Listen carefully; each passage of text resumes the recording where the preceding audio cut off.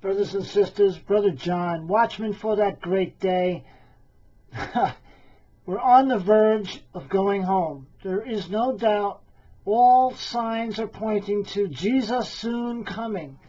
I would like to share with you right now what a man by the name of Henry Groover, and this vision was given to him in the month of December. Actually, it was the December 1986. And without further ado, I will share this with you.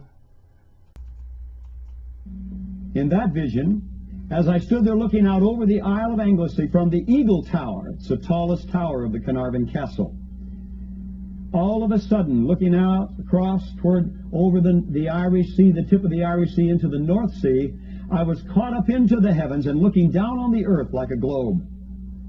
And as I looked down on the earth like a globe, I saw a massive military movement coming out of an area up by the Arctic. And I couldn't figure out what this was, what was going on, why a military, Navy, and Air Force, why it would be going out between the United States and Europe up above Finland, going out through the Icelandic Gap, and heading down between the United States and Europe, and making a curl all the way around the Horn of Africa toward the Persian Gulf. Now that's significant. But all of a sudden, I was alarmed because of that. You would have been too. I looked over toward the United States, and I saw something I'd never seen in my life. I had never even preconceived the thought of it. I had always thought that the United States was wiser and more powerful than to allow Russian subs to be parked right almost on our beaches, per se. What I mean by that is you could see the submarines down under the water, but there were areas that the sand still had drifted on down from the beaches into the depths. And the submarines were sitting there aimed at America. Russia wants 16 Poseidon drones on operation with Russia's northern fleet that can be launched to the Atlantic at U.S. cities on the East Coast. The Kremlin believes the Poseidon will be much more difficult to eliminate than land-based ICBM launchers. It has been claimed to be capable of blistering fast speeds of 100 knots, acoustic stealth, and diving as deep as 1,000 meters. Additionally, the development of the Poseidon is in parallel with the submarine K-329 Belgorod, which is in the testing phase. The Belgorod is based on the Oscar II class nuclear attack boat and will be the longest sub in the world. With a maximum speed of 32 knots, the Belgorod could carry up to 6 Poseidon drones.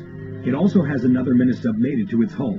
An additional submarine that will carry the Poseidon is the Khabarovsk, which is being constructed close by and scheduled for delivery in 2023. I saw them sprinkled all the way across the East Coast. When I saw that, my family at that time lived in Portland, Oregon.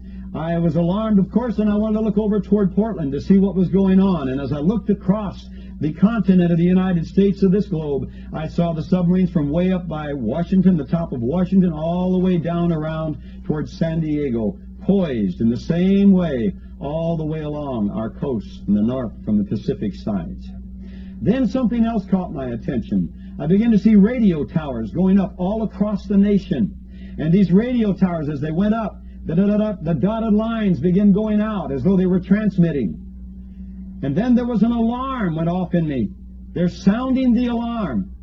We're going to be under attack. The siege is laid.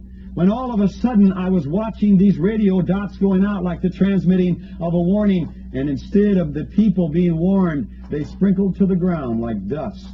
And an alarm went off in me, and I cried out in the heavens, and I said, "Oh God, they won't even know what hit them." And at that time, all of a sudden, I looked down on the eastern seaboard at the submarine was drawn to that one right off from New York City. And I saw the missile come right out of that submarine and go right up and come right over the city of New York, and the entire city disappeared. Then I looked down toward Florida. Down there, I could see another explosion take place. I looked across, because of my family being in the Pacific Northwest, I looked across, another explosion took place up by Seattle, Bellevue. And then another one down by San Francisco. And another one down toward Los Angeles, and another one toward San Diego.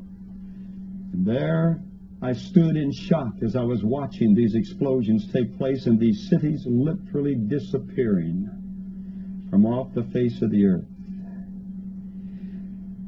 The next instant, I was standing back down on the Eagle Tower, and I found myself looking down in the village. There was no alarm going off. The cars were going the normal speed. People were walking.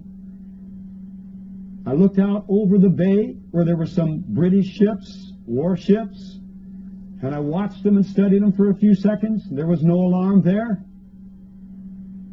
And I found myself saying this, "Oh God, if this has not happened, what will be the sign of it and of its time?"